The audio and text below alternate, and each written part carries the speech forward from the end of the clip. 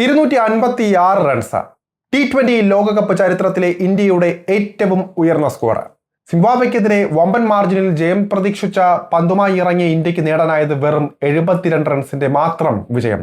സ്വാഭാവികമായും വിജയത്തെക്കാളും സെമി സാധ്യത തെളിഞ്ഞതിനേക്കാളും ചർച്ചകൾ നീളുന്നത് ശിവം ദുബെയുടെ പ്രകടനത്തെക്കുറിച്ചും അതുപോലെ തന്നെ സൂര്യകുമാർ യാദവിന്റെ മോശം ക്യാപ്റ്റൻസിയെക്കുറിച്ചും ആണ്.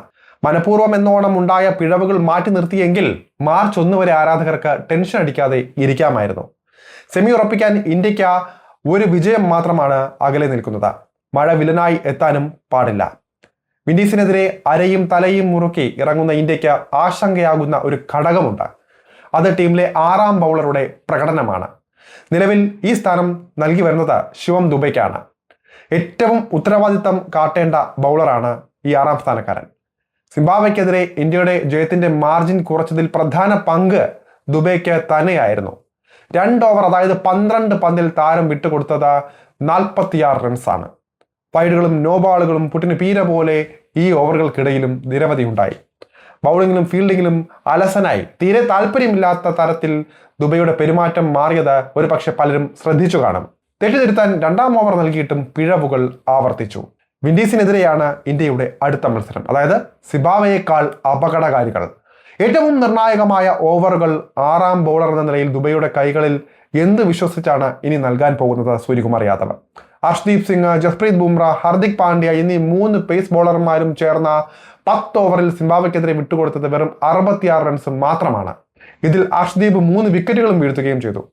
എന്നാൽ 6ാം ബൗളർ ശിവം ദുബെ ഇറങ്ങിയ 2 ഓവറിൽ മാത്രം 46 റൺസാണ് സിംബാബ്വെ അടിച്ചു കൂട്ടിയത്.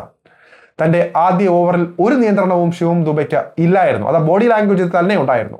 തുടർച്ചയായി വൈഡുകൾ ഇറങ്ങിയ ദുബെ പിച്ചിന് പുറത്തുവരെ കുത്തുന്ന തരത്തിൽ നോ ബോളും എറിയുകയും ചെയ്തു. 2 ഓവറുകൾക്കുള്ളിൽ തന്നെ 2 നോ ബോളുകളും 4 വൈഡുകളും ശിവം ദുബെ എറിഞ്ഞു എന്നതാണ് എടുത്തു പറയേണ്ട ഒരു കാര്യം. ജസ്പ്രീത് ബുംറ, ഹർദിക് പാണ്ഡ്യ എന്നിവർക്ക് ഓരോ ഓവർ ബാക്കി ഉണ്ടായിട്ടും റൺസ് വഴങ്ങുന്ന ശിവം ദുബെക്ക് അവസാന ഓവർ സൂര്യകുമാർ യാദവ് എന്തിനു നൽകിയെന്ന ചോദ്യം ഇപ്പോഴും ബാക്കി നിൽക്കുകയാണ്. ഈ നീക്കത്തിനെതിരെ വലിയ വിമർശനങ്ങൾ ഉയർന്നുകൊണ്ടിരിക്കുകയാണ്. ഇതിനൊരു മറുപടി ഇതുവരെയും സൂര്യകുമാർ യാദവ് നൽകിയിട്ടില്ല. നിരവധി ബിഗ് ഹിറ്റർമാരുള്ള വെസ്റ്റ് ഇൻഡീസ് ടീമിനെതിരെയാണ് ശിവം ദുബെ 6ാം ബൗളർ എന്ന നിലയിൽ പന്തേൽപ്പിക്കാൻ പോകുന്ന എന്ന കാര്യം നമ്മൾ മറക്കാൻ പാടില്ല. അതൊരു വലിയ റിസ്ക് ആണ്. ഒരു ടീമിലെ എല്ലാ ബൗളർമാർക്കും എല്ലാ ദിവസവും മികച്ച പ്രകടനം നടത്താൻ കഴിയണമെന്നില്ല. പ്രധാന ബൗളർമാരിൽ ആരെങ്കിലും നന്നായി തല്ലുവാങ്ങുന്ന ഘട്ടത്തിൽ നിർണായകമായ ഉത്തരവാദിത്തമാണ് 6ാം ബൗളർക്കുള്ളത്. നിലവിൽ അങ്ങനെ ഒരു ഘട്ടത്തിൽ പന്തേൽപ്പിക്കാൻ ഇന്ത്യക്ക് മികച്ച ഓപ്ഷനുകളൊന്നും തന്നെയില്ല. ശിവം ദുബെ മാത്രമേ ഉള്ളൂ. ശിവം ദുബെയുടെ ഈ T20 ലോകകപ്പിലെ ഇതുവരെയുള്ള ബൗളിംഗ് പ്രകടനം അത്ര മികച്ചതല്ല എന്നും കണക്കുകളിൽ നിന്നും വ്യക്തമാണ്. അവസാനം കളിച്ച 3 മത്സരങ്ങളിൽ നിന്നായി, അതായത് 7 ഓവറിൽ 113 റൺസാണ് ശിവം ദുബെ വഴങ്ങിയിട്ടുള്ളത്. 6ാം ബൗളറായി ശിവം ദുബെയെ തന്നെ ഉപയോഗപ്പെടുത്തേണ്ട സാഹചര്യത്തിലാണ് ടീം ഇന്ത്യ ഇപ്പോൾ ഉള്ളത്. അതുകൊണ്ട് തന്നെ അടുത്ത മത്സരത്തിന് മുൻപ് ഈ പ്രശ്നം പരിഹരിക്കണമെന്ന ക്രിക്കറ്റ് വിദഗ്ധർ ചൂണ്ടിക്കാട്ടുന്നുണ്ട്.